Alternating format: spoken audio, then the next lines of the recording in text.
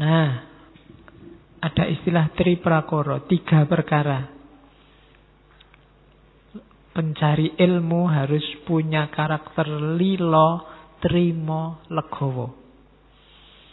Lilo itu lilo lamun kelangan, nora gegetun.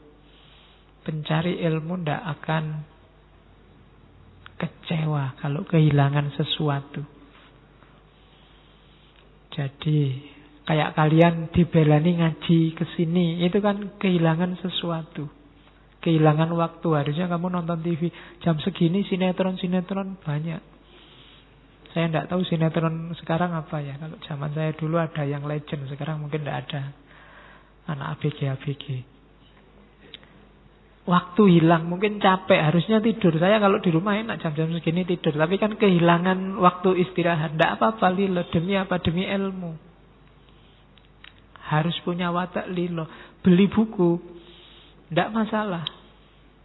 Kehilangan sesuatu, kehilangan duit untuk beli buku. Saya dulu zaman di pondok, kirimannya sedikit. Cuma begitu lihat buku, mesti ngiler. Mau tidak mau harus dibeli. Bahwa nanti setengah bulan uangnya sudah habis, gampang.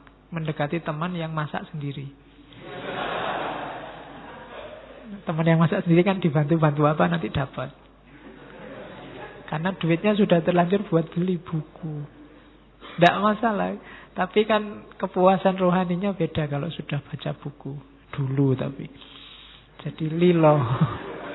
Lilo lamun kelangan. Sekarang kan tidak mikir itu. Sekarang duitnya banyak bisa beli. Sudah ada untuk beli. Biasanya yang dikorbankan waktu sama tenaga.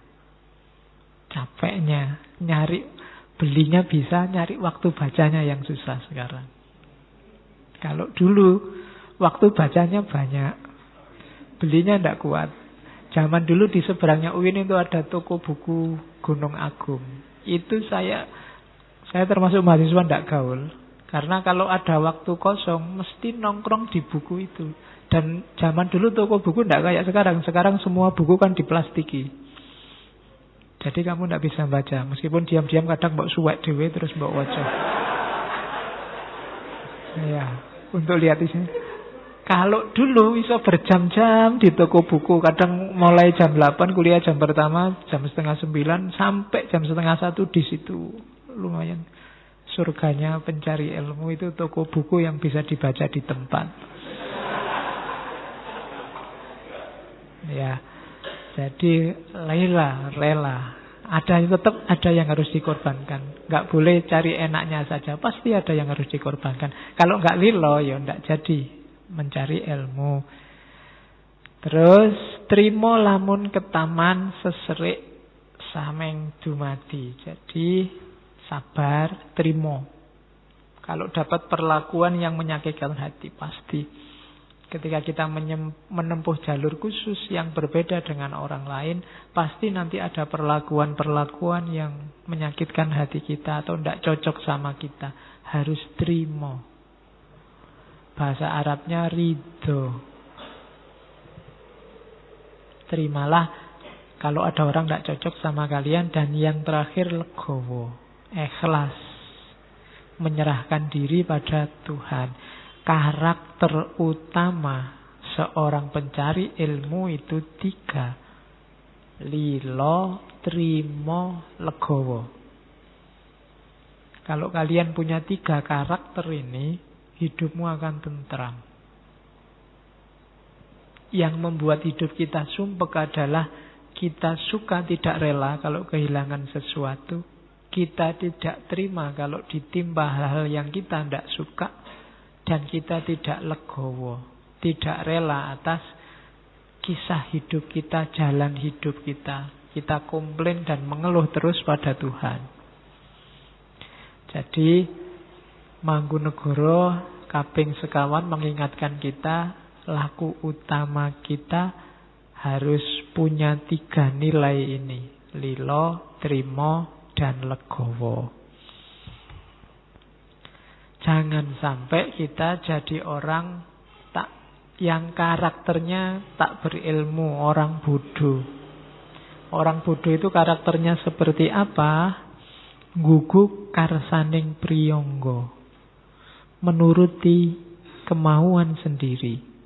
Nora nganggo peparah lamun angling, bila berbicara tanpa dipertimbangkan.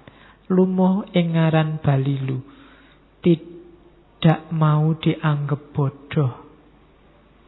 Uger guru aleman, maunya dipuji-puji. Sakarepe dhewe, ingin menang terus.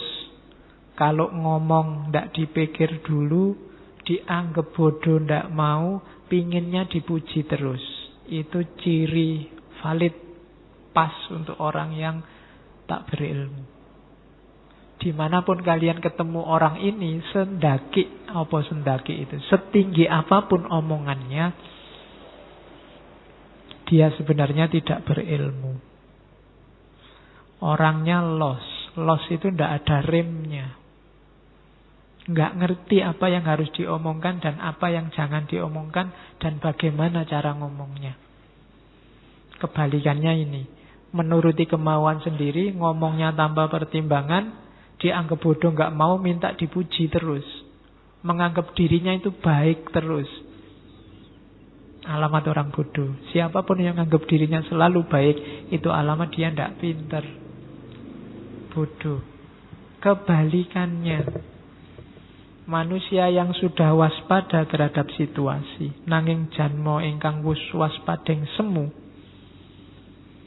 sinamun ing samudana. Kalau ngomong, kalau mengungkapkan sesuatu, itu disamarkan dengan samudana, dengan wajah yang manis, ngomongnya baik, sesadun ing adu manis, prasangkanya selalu baik.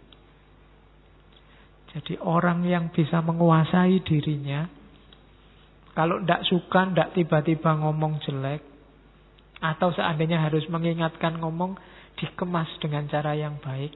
Samudana, samudana itu nyamar, tidak kelihatan.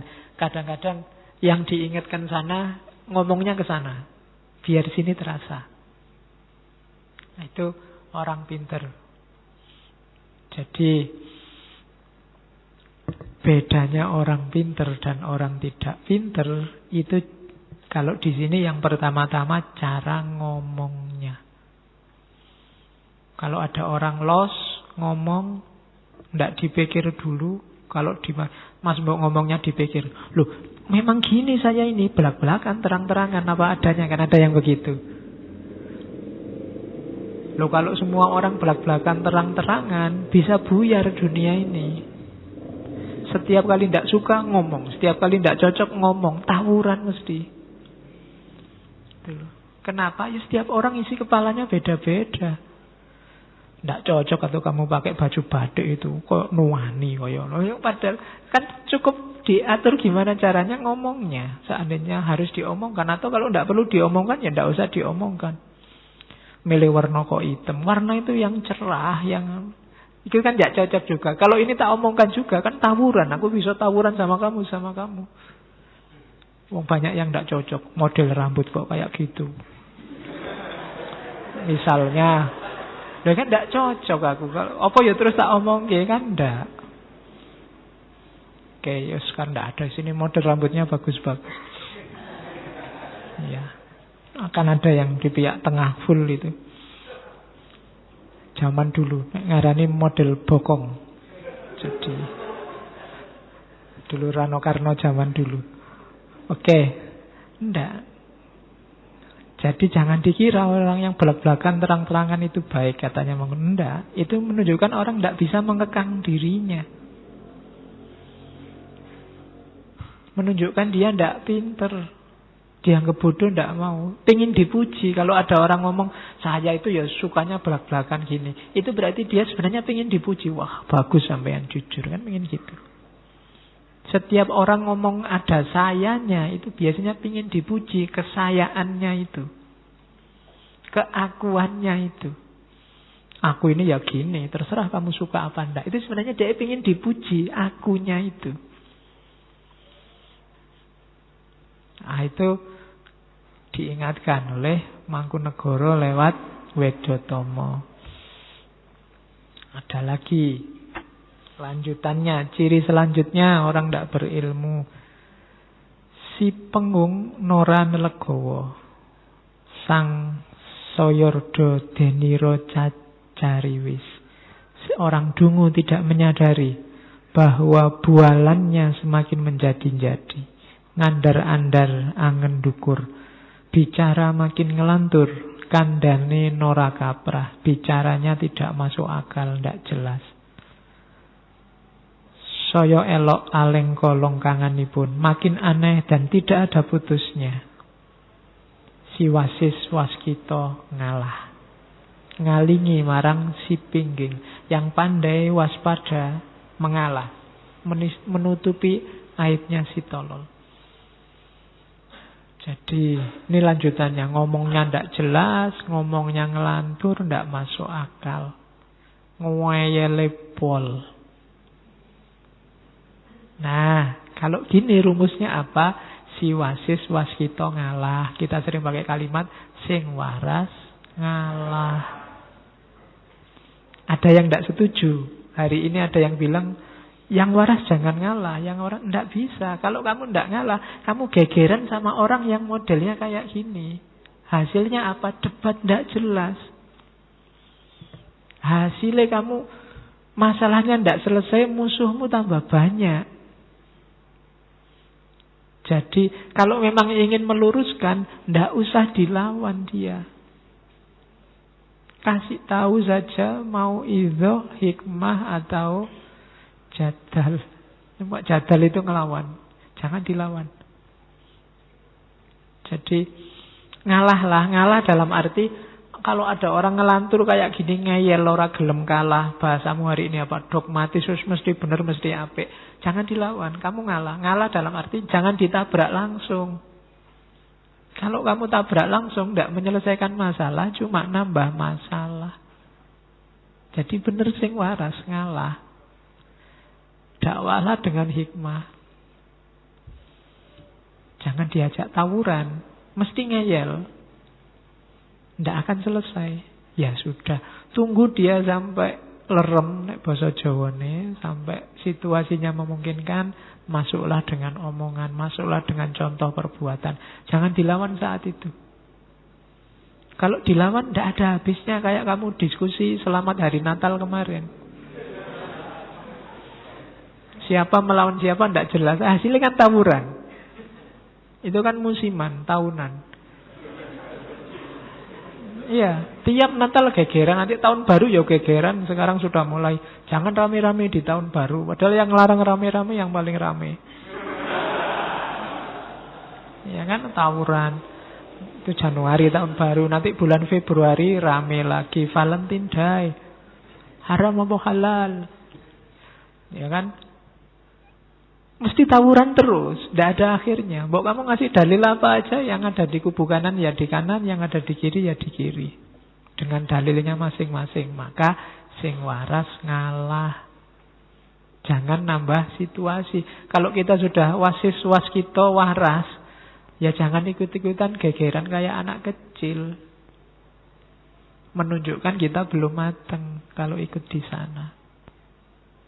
Jadi ya ben lah. Ditunggu dulu sampai situasi jernih, sampai orang saling terbuka, saling mau menerima manfaat dari sesamanya, baru jalan. Tapi kalau lagi panas-panasnya itu, kamu masuk lewat jalur manapun, ditabrak dari arah berlawanan mesti. Oleh yang berbeda pandangan. Jadi itu karakternya. Jadi kemarin kalau ada yang tanya dari mana kalimat sing waras ngalah, kita sekarang punya referensi. Ya. Oke.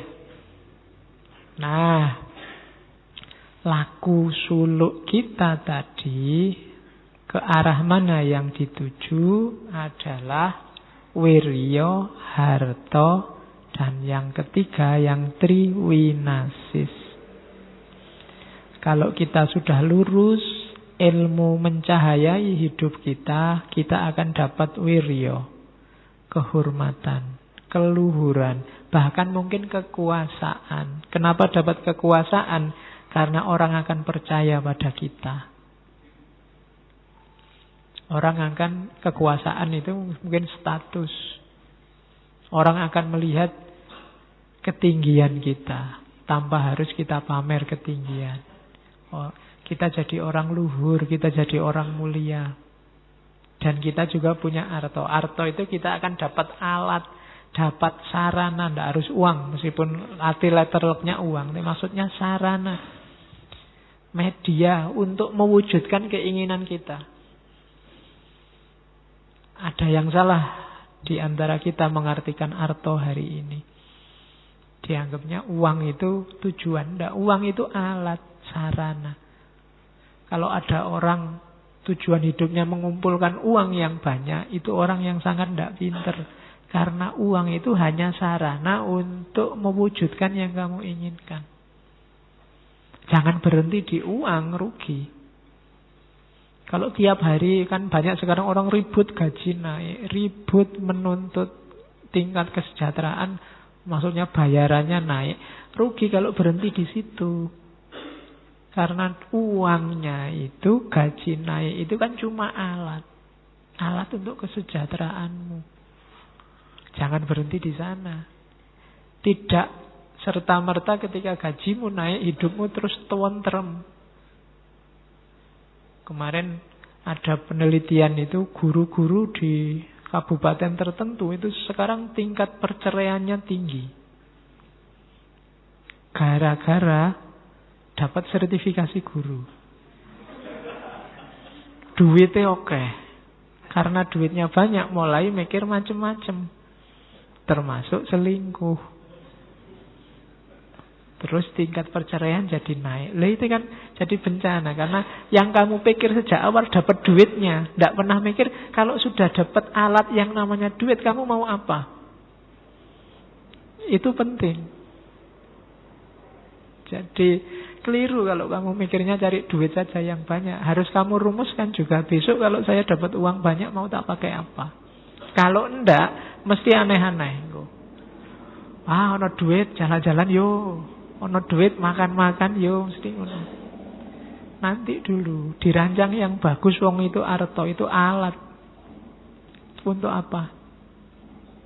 Ada orang yang uangnya tidak terlalu banyak tapi manfaat, barokah. Karena dia pintar merancang, menggunakan wong dia alat. Ada orang yang duitnya banyak, ditumpuk terus tabungannya, tapi uripnya sumpek, akhirnya masuk penjara. Karena semangatnya hanya mengumpulkan uang. Dibayangkan kalau uangnya sudah ngumpul, hidupnya tentram. Keliru, uang itu cuma alat. Alat yang sama kayak cangkul. Kalau cangkulnya tidak kamu gerakkan, tidak kamu pakai buat macul, ya kamu tidak panen. Kayak uang yang ditumpuk terus sampai banyak, tapi tidak dipikir besok buat apa. Itu yang bikin kadang-kadang orang tuanya meninggal, gegeran rebutan warisan. Karena tidak dirancang dengan baik sejak awal.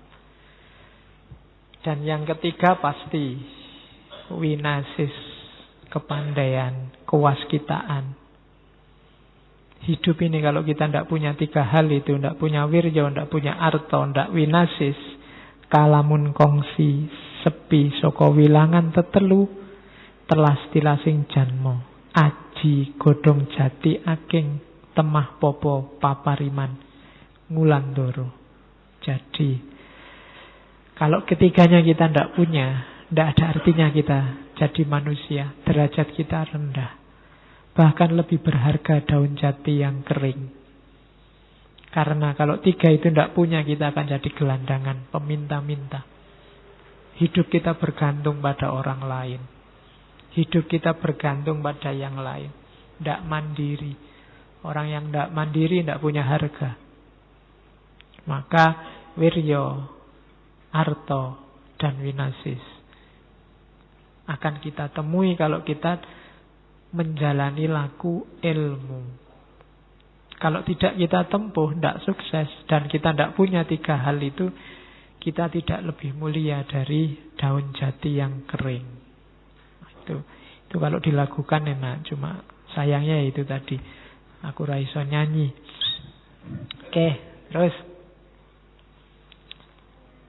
ada nanti dalam Wedotomo, ini klaster-klasternya saya bikin sendiri ya. Slide-slide-nya saya bikin sendiri, urutannya tak kacau sendiri, tak pilih yang saya cocok. Kalau kamu yang tertarik dengan Wedotomo, baca sendiri 100 bait itu, urutannya tidak kayak gini. Pasti. Saya comot yang tengah tak taruh di depan, yang belakang tak taruh tengah, semacam itu.